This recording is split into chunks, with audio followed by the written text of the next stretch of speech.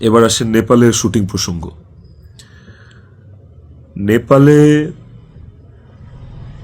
নেপালে কি আমি এই প্রথম জীবনে শুটিংয়ে আসছি?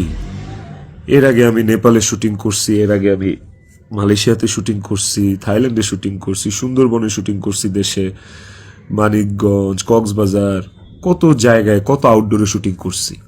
তিথিও ছিল অনেক শুটিংয়ে। ওইসব শুটিংয়েও কিন্তু আমার আশেপাশের মানুষগুলা যারা প্রিটেন্ড করতো যে তারা আমার শুভাকাঙ্ক্ষী, বাট অ্যাকচুয়ালি তারা আমার শুভাকাঙ্ক্ষী না, ওই মানুষগুলা কিন্তু তখন ইকরাকে অনেক ট্রিগার করত। কই, তখন তো ইকরা এই ধরনের কোনো স্টেপ নেয় নাই, তখন তো আত্মহত্যা করে নাই। আপনারা ইকরার আর ইকরার বান্ধবীর স্ট্যাটাস, সরি কি বলে ওটাকে, স্ক্রিনশট বোধহয় পড়ছেন। ওখানে কিন্তু ইকরা নিজেই স্পষ্ট লিখছে যে ও এইসব মানুষের কথাবার্তা নিতে পারতেছে না, গত 3 বছর ধরে ও এইসব মানুষের ট্রিগার আর সহ্য করতে পারতেছে না। ওর নিজের কথা ও নিজে লিখছে, আপনারা পড়ছেন। তো কিভাবে বলেন যে আমার ইকরাকে আমি মেরে ফেলছি? আমার ইকরাকে এইসব মানুষ মেরে ফেলছে, এরা মেরে ফেলছে ট্রিগার করতে করতে, ওর কান ভরতে ভরতে। ইকরা ওয়াজ সো সফট হার্টেড, ও বাইরে থেকে অনেক শক্ত কিন্তু ভেতরে খুব নরম একটা মানুষ ছিল। ওকে খুব সহজে ম্যানিপুলেট করা যাইত, ও মানুষের কথা বিশ্বাস করতো কারণ ও খুব সহজ সরল ছিল।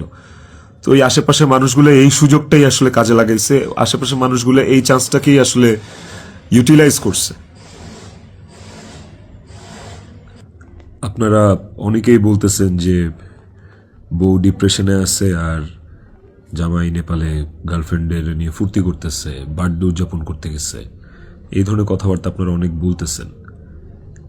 দেখেন, এই নেপালে শুটিংয়ের আসার কিছুদিন আগে আমার নিজেরও বার্থডে ছিল। আমার বউ সুন্দর করে আমাকে সারপ্রাইজ দিচ্ছে, আমার ছেলে নিজের হাতে সাজাইছে, বাসায় আমার বার্থডে সেলিব্রেট করছে। তাইলে কি আমার বউ ডিপ্রেশনে ছিল? ডিপ্রেশনে থেকে আমাকে এত সুন্দর সারপ্রাইজ দিয়ে আমার বার্থডে সেলিব্রেট করছে। ওই ছবিগুলো তো ফেসবুকে আছে, কিছুদিন আগের ছবি। আর নেপালের যে বিষয়টা, তার আগে বলি যে আমরা যারা ইন্ডাস্ট্রিতে কাজ করি, আমাদের যখন কারো জন্মদিন থাকে সেটের, সেটা যেই হোক, সেটা হিরো হোক, হিরোইন হোক, ডিরেক্টর হোক, প্রডিউসার হোক, একটা মেকআপ আর্টিস্ট হোক বা একটা প্রোডাকশন বয় হোক, আমাদের শুটিং সেটে যখন কারোর জন্মদিন থাকে, আমরা সবাই শুটিং টিম থেকে, শুটিং ইউনিট থেকে তার জন্মদিনটা সেলিব্রেট করার চেষ্টা করি, কারণ আমরা সবাইকে ফ্যামিলি মেম্বার মনে করি। কেক কাটি ওই মানুষটাকে খুশি করার জন্য। তো ওই শুটিংয়ের মধ্যে, নেপালের শুটিংয়ের মধ্যে তিথির জন্মদিন, একটা অ্যাক্টরের জন্মদিন, আমাদের নায়িকার জন্মদিন, ওইটা কেক কেটে সেলিব্রেট করাটা কি দণ্ডনীয় অপরাধ আমার জন্য? আর আমি তো সেলিব্রেট করি নাই, আমার তো সেলিব্রেশন ছিল না, পুরো ইউনিট সবকিছু অ্যারেঞ্জ করছে। আমি একটা কেকও দেই নাই, আমি একটা গিফটও দেই নাই ওকে। যে যার যার মতো গিফট দিচ্ছে, কেক আনছে, সুন্দর করে সবাই মিলে ইউনিটের পক্ষ থেকে আমরা ওর বার্থডেটা সেলিব্রেট করছি। এবং ওর বার্থডেটা যে সেলিব্রেট করছি সেটাও চেষ্টা করছি খুব লোকিভাবে করার।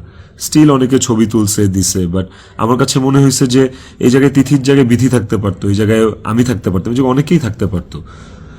ধরেন এই নেপালের শুটিংয়ে আসার কিছুদিন আগে আমার জন্মদিন ছিল, তখন আমি একটা শুটিংয়ে ছিলাম, সেই শুটিংয়ে আমার জন্মদিন কেক কেটে উদযাপন করছে সেটে। তো আপনারা কি বলবেন যে আমার জন্মদিন উদযাপনের জন্য ওই দিন শুটিং রাখা হয়েছে, শুটিং করা হয়েছে? আর নেপালের মতো একটা আউটডোর শুটে এমনি যাওয়া যায় না। একটা আউটডোর শুটের অনেক প্ল্যান লাগে, যেটা 1-1.5 মাস আগে থেকে করা লাগে।